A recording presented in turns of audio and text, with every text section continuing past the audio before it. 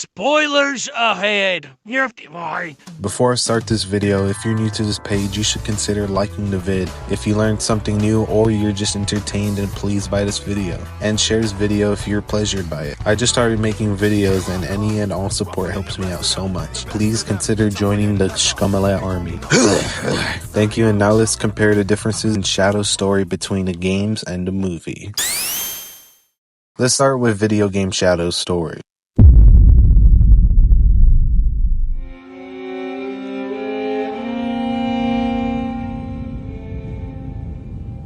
It all starts with this old man. His name is Dr. Gerald, and he's Dr. Eggman's grandpa. He has a granddaughter named Maria, and he wants to find a cure for her mysterious disease called neuroimmune deficiency syndrome. And putting her in space, inside his space ark, changes the gravity and helps her control her sonic aids. But he still needs to find a cure for her.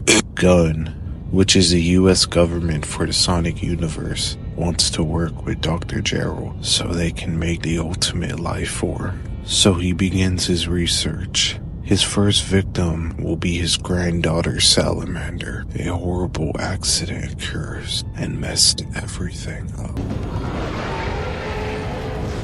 The salamander begins to grow uncontrollably and becomes very violent. Dr. Gerald's able to stop it. For now, he puts this to the side, frustrated with this outcome, and with the stress of his granddaughter, and with the stress of his granddaughter's life quickly deteriorating. He contacts a outside source. He meets with this alien species, and meets with one of them being called Black Doom. He makes a deal with the alien devil to have some of his blood so he can create the true ultimate life form. Dr. Gerald remembered what he saw on Emerald Island when he was doing his research and saw this mural of a spiked up hedgehog. He'll be using this mural as his inspiration for his work. He makes the hedgehog the ultimate life form. His work may have been complete. He thinks of a name for this creature, and Maria walks in and says, "We should name him Shadow." Shadow the hedgehog is now born, but Gerald slips in a bit of Maria's soul into Shadow in order to keep him somewhat pure. Since Maria is pure, so deep down, Shadow was born to be a white little girl. Instead, he's forced to be an edgy, overgrown hedgehog who has a gun and a motorcycle and can teleport and has powers from Prototype and is immortal and can go Super Saiyan. Anyways, Shadow becomes best friends with Maria and builds a close and strong relationship. They go everywhere together. They go north of the COVID. Sometimes they even go south of the COVID. And they even go to the restroom together. Damn, boy, were you just frying chicken in there?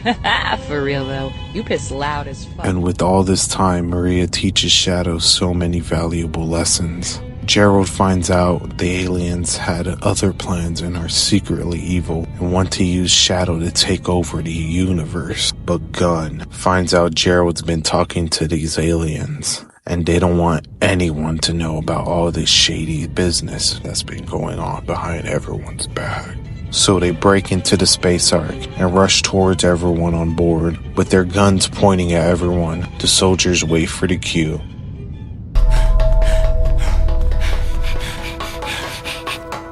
They execute everyone on the ship, even Maria. Maria!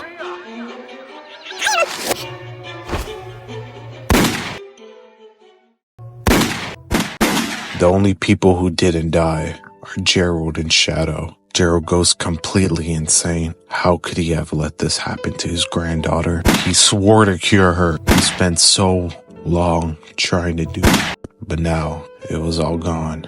He's going to show them how badly they messed up. His next experiment will be to destroy the world. 50 years have passed, and Shadow's reawakened by Eggman.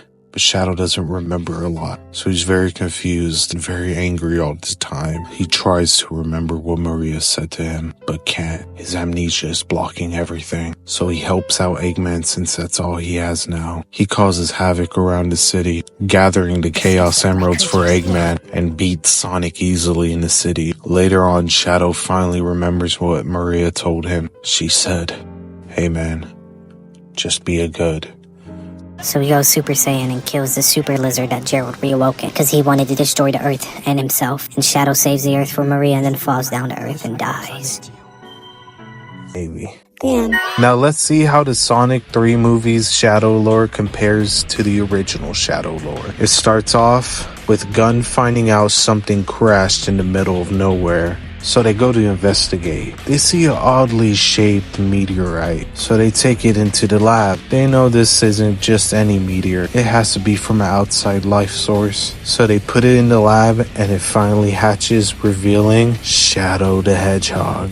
Gun names it the ultimate life form. So of course Gun is going to be Gun, and they put this alien creature to work right away, putting him up to multiple tests, testing his speed, constantly being hooked up to wires, and every night he has to sleep in this cryopod at a constant surveillance until he meets this one girl. She walks up to Shadow with no fear. Shadow makes a face at her, showing to her he does not want to be around her, but she stays.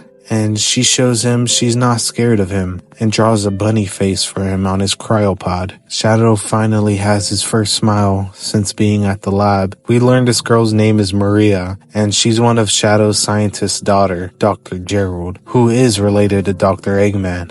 So Shadow and Maria play every day and grow closer and closer. This makes Shadow's constant visit to the lab less unbearable. They watch a movie together and talk about a monster.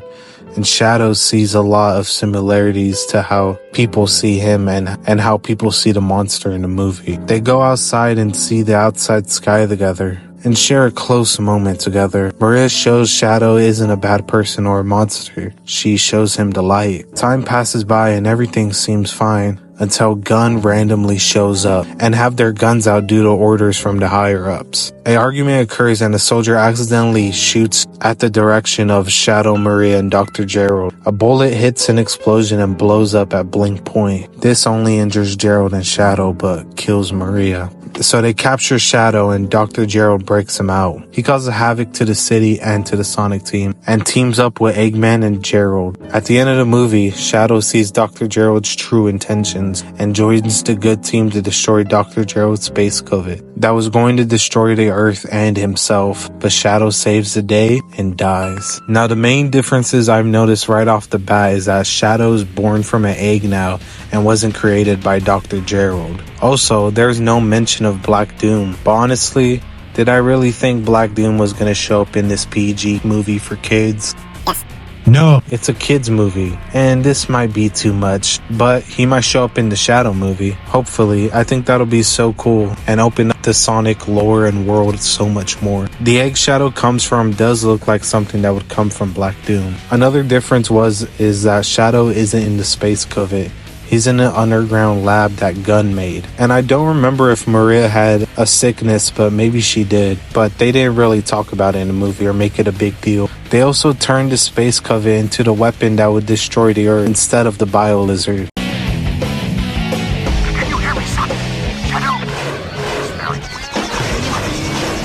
Also, they made Maria's death an accident, kind of. I get why they would change it. It's to fit the PG rating, but I still think it was a very smart way to still show how tragic this story truly is. Even Jim Carrey was sad. I felt the scene of her death was handled very well. It still carried a lot of emotion with it. They also made Dr. Gerald more funny instead of serious in this movie, but towards the end of the movie, it felt like Gerald from the Sonic games. He showed his true colors at the end, and him being goofy was him just trying to get Dr. Eggman to follow his plan. And I enjoyed a lot of the silly Gerald moments. I'm glad they showed Shadow and Maria having fun on the ship too. I felt it was a good balance of showing Maria's goofy side, and when they went to walk outside, it felt more like the video game Maria, where she taught Shadow a lot of life lessons and she was more calm. Overall, I felt the Sonic 3 movie changed a lot of things from the games, but they didn't stray too far from it. They made it more palatable for the majority of audiences to understand what's even going on. I enjoyed the Sonic 3 movie. Let me know how you guys enjoyed it, or if you hated the changes they made to the movie. Let me know how you feel about everything in the comments down below. Thank you for watching, guys.